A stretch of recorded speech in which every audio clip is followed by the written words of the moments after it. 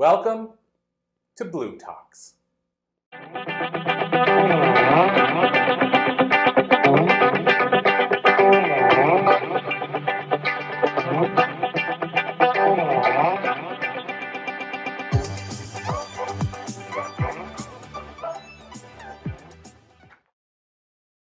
It is my great honor to congratulate our first speaker, Dr. Shellie Hipsky, who is chosen from multiple nominees that were qualified from around the nation and was selected to receive the Presidential Lifetime Achievement Award from the White House. Oh. Thank you. Thank you. I was chosen to make this important announcement at Blue Talks at UCLA because Dr. Shellie is here with us during the time that Dr. Sylvia Cole, the leader of the nonprofit Called to Inspire, is presenting the Presidential Lifetime Achievement Awards on the other side of the country. The Presidential Service Awards are offered on multiple levels and are designed to recognize each milestone of volunteer service achievements. Levels include bronze, silver, gold, and the highest honor, the Presidential Lifetime Achievement Award. This selective and impressive award is bestowed only on people like Dr. Shellie Hipsky, who has contributed more than 4,000 hours of volunteer service in her lifetime.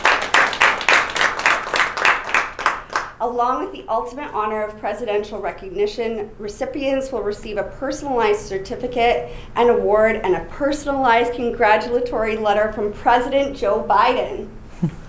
Dr. Shellie Hipsky's tireless dedication of her Global Sisterhood nonprofit that helps women and children around the world, and their charity partnerships that help women and children experiencing homelessness, extreme poverty, domestic violence, sexual assault and trafficking, illiteracy, and more, is being honored by us and the President of the United States of America. Blue Talks, please put your hands together and join me in celebrating Dr. Shellie Hipsky and this profoundly inspiring achievement. Congratulations. Thank you. Thank you so much. So I'm going to take you back. And this is a sensitive story for me. This is one that I actually told on television once, and it was so sensitive that I called up the producer the next day, and I said, I can't have that out there yet. It's not the right time. They pulled it from the docuseries about my life, and I took a sigh of relief. But I felt compelled today to talk to you about this moment in my life because it's a vulnerable moment. It's a moment that led me to working with women internationally. It's a moment that really transformed my life through trauma. I was 16 years old and I was raped by a man that I trusted, by my boyfriend. And I went through this experience, and I was taken out to Bob's Big Boy for burgers and fries with my friends. And we sat down around the table, and we're eating our fries and talking, and they said, you know, Shellie, you need to quit saying it was rape, because it wasn't. He's your boyfriend. You weren't tied down. We were there, we could hear you, and I was screaming no, but they didn't think that was rape because he was my boyfriend. After having that put on my heart at such a young age, at such a vulnerable age, I went back to the person who had raped me, and I stayed with him for a year. That got so deep into my psyche that there was a day when my parents, my amazing parents, walked into my room while I had a noose around my neck and I was ready to kill myself. there are no words for me to say how remembering that of me as a 16-year-old. I now have a daughter who's turning 16 next month. So I think about when you're young, when you're impressionable, when you're going through these things, and how much support we need to give to each other. And particularly young women, women that have been through different traumas, women who have gone down those roads. And I remember my parents, and this is the part that's so vulnerable for me to say, because mental health issues are not easy to talk about. My parents got the news off of my neck, and they took me right to the children's psych ward. They had no other idea what to do with their girl, who they knew had potential, but wanted to end her life because she had just gone through this traumatic experience that wasn't validated by the people that she cared about. So I recall that, and now I look at all the work that I've been able to do. I've interviewed over 1,000 women around the world on their obstacles that they've gone through, and how they have not only risen above those, but have gone on to help other people, start nonprofits, come together, lift each other up, dream again. I think about Milagros Day Worldwide, which is one of the charity partnerships that we work with through the Global Sisterhood. And they are doing such profound work with people who have gone through domestic violence. My daughter and I got to go and walk across the bridge there, the Brooklyn Bridge in New York City, with the other survivors of domestic violence. And they had such profound stories. And we were able to, through the Global Sisterhood, pay for them to go to a boot camp type of retreat and learn to dream again. We all in this room have dreams. We all have obstacles we've gone through. And I think that it is so important that we not only have those dreams, but we also lift up each other. We give back. We pour into each other.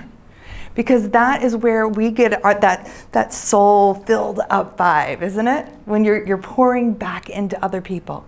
And everyone here today has those stories that they're going to be telling.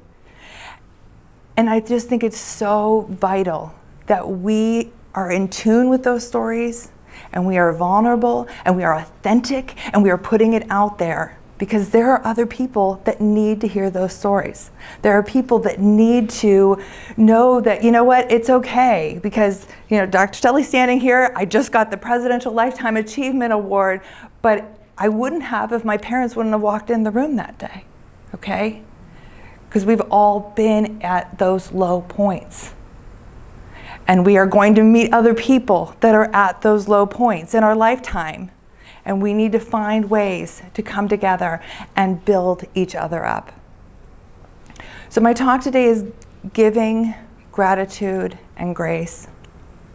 And I think about, when I think about giving, I particularly think about Dr. Meena, who is in Nepal. She's one of the incredible women. I saw a smile there, I love that. She's one of the incredible women of the Global Sisterhood. She's one of the leaders of the Global Sisterhood. And she was a Harvard professor, a researcher. She found out about the earthquake that happened there. She went back to her homeland of Nepal. And unfortunately, most of her family had passed away. She also saw the incredible illiteracy rate. There were so many women that didn't know how to read or write or be able to sustain their families or their communities. And she went and she moved herself there. Harvard supported her in her move there, and then she taught over 87,000 women how to read and write. And when she came to me, we have a very good friendship, and she's done my Empower You Masterclass. When she came to me and said, you know, Dr. Shellie, we have a real issue here. The women are not able to get clean water. They were walking 5 hours. They were being Sometimes they were being taken advantage of by the men on their walk back and forth to get the water. So we went to our funders and we actually were able to put in a huge well right there in the community where she's teaching these women how to read and write. So that was a beautiful thing that happened because we're always listening. What do they need, not do I think they need, right? Because you really have to go deeper, particularly when you're doing charitable giving, when you're giving back. You want to make sure that those people that you are serving are being served in the right way. I mean, I think about when I do a lot of work for the Homeless Children's Education Fund, raised over $100,000 for the Homeless Children's Education Fund, and I talk to them, and you know, like the people on my board, they were like, oh, they need books, they need this, they need that. I asked, what do you need? What do you like really need? If you could have one thing. And I was really surprised, they wanted a Wii. I was like, okay, why do you need a Wii? Well, you know, it's active, it's movement. These kids are sort of entrapped within these four walls because a lot of their oppressors are their fathers that are trying to find them, seek them out. And so they were able to use a Wii, you know, like a game set, to play games inside without the fear of them being seen by the person that they were getting away from. Because the homeless shelters are very protected so that they don't get back with their oppressor. So when it comes to giving, I think it's so important that we are really thinking about what do these people need? What do they desire the most? When it comes to gratitude, we all have that one thing that we're really grateful for. You know, when I was a professor, turn to the person next to you. Turn to the person next to you and tell them the one thing that you are the most grateful for right at this moment. Oh, I'm seeing that. That's so sweet. Oh, I'm going to make you cry. Why did I make you cry? Why? Because I'm blessed to have my gorgeous daughter in my life. Oh my goodness, look at this. So she says that she is blessed and grateful for her gorgeous daughter in her life who is right there. Excellent. Kiki, what are you most grateful for right now? Oh, I just told you. Chad, yes. Yeah, just so many people love me in this world. Yes. Yeah, I got so much love, so I'm very, very grateful. Oh, Kiki is an incredible couture fashion designer, so glad to have you here. One more gratitude. What's one more thing we're grateful for? Yes. Health and the ability to actually be here. Yes. You are here. You are in this moment. You're experiencing this with all these other incredible people and beautiful souls. So that is a great thing to be grateful for. Fantastic. What about grace? Whew. Who doesn't give themselves grace enough? Anybody? Anybody? Yeah? A little bit? Yeah? Maybe? Anybody? We all extend grace. Think back in your head. Is there a time when you should have let something go? Yeah? And you held on to it? Maybe it's still in your heart a little bit? Yeah? It kind of like a little bit? Not anymore? Okay. Grace, extending yourself grace is a blessing to yourself. I remember I interviewed for, I've got the 14 books, but I did Ordinary People, Extraordinary Planet. And when I did that, there was a gentleman who was put out to be homeless by his mother with his baby brother. And I wrote this whole book based upon interviews I did on a show. I was so proud of myself. I thought, oh, I got this. I nailed it. It's fantastic. He's going to read this and think, oh, that's me. And he called me up and he said, Dr. Shellie, this is not me. You got it all wrong. And I was like, are you serious? What? I was like, what do you mean I got it all wrong? He had learned forgiveness. He had forgiven his mom completely. And to me, I couldn't comprehend that. I'm reading these transcripts and I'm like, there is no way in heck that I would forgive my mother or whoever if they put me out on the street and I had to figure out how to fend for a toddler. Like, there was no way. But he had learned forgiveness. So I think that a part of that grace that true grace is extending that forgiveness to people that, I mean, do they deserve it? No, probably not. Maybe not. Will it get you real closure? Probably not. But can you let that go? I want you all just to think of something that you need to let go and ball your hands up in a fist. Think of it, think of it, think of it. Everybody shut your eyes, think of it, and then I'm just go like that, okay, ready? And so just everybody say, let it go. Ready? 1, 2, 3. Let it go. That's all you got? Let's try it again. Come on. Really ball it up. Ready? Ready? Think of that thing, that person. You know that person. You ready? 1, 2, 3. Let it go. Did you hear anybody? No. Just me, right? Corey, you have a much bigger voice than that. Okay. Ready? This is the last time I'm doing this. Lisa in the back, I should hear you. I got you. Okay, ready? Got it? What about that one X? Yeah, okay, ready? Loud. Everybody say, let it go. It's on video. Do this for me. Ready? Ready? 1, 2, 3. Let it go! Yes! I felt you let it go that time. Okay? That felt good, right, Michelle? Oh, yeah. Ooh. I said X, and some of the ladies were like, mm-hmm. Letting it go.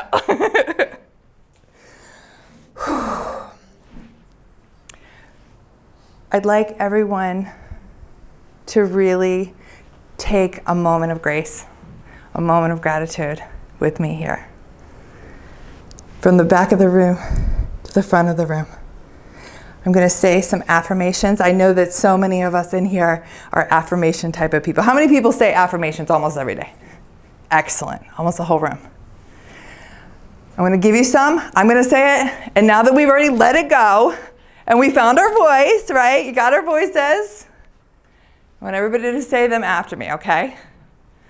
Whew. You ready? You're ready. Are you ready? Yeah? Okay. Excellent. Okay. I'd like you to say, I am worthy. I am worthy. I'm enough. I'm enough. I am ready to live my best life. I'm ready to live my best life. I am ready to tell my story. I'm ready to tell my story. Fantastic. I have one more story for you before I leave the Blue Talk stage. And that is one of the times when I was in the homeless shelters volunteering. And there was this beautiful woman. And we had done these mommy makeovers where we brought in Treasure House Fashions to do fashions from head to toe so that they could have new clothes. We brought in people to cut their hair, and we had a makeup artist come in because I love the makeup and the fashion and all that good stuff. And she just looked like she was both glowing but really sad. And this was a woman who had a pregnant belly, and she was sitting in the chair, and she had a toddler running around her, and she was living in the homeless shelter. And she had gotten away from her oppressor, who lived in a different state, but they had to be really careful to make sure that he didn't find her. And I walked over and I said, honey, why are you feeling so sad? Like, I see it, like you look so beautiful. And she said, with a little tear in her eye, she said, Dr. Shellie, I'm damaged. My heart kind of broke for her.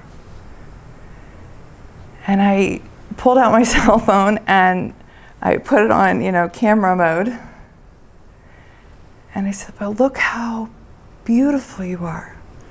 And then look at your baby. Your baby's, you know, we got them all dressed up, and we were actually taking family portraits for them that day. I said, look at who you are. Look at who you can become.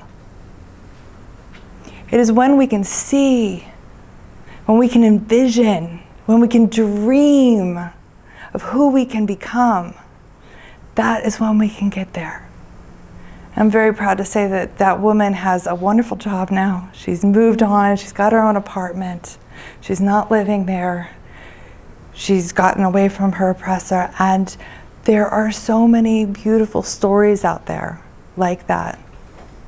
But it takes being able to dream again.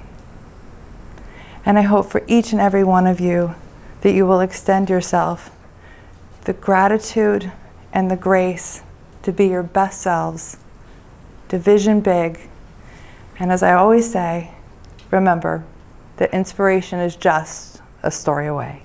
Thank you.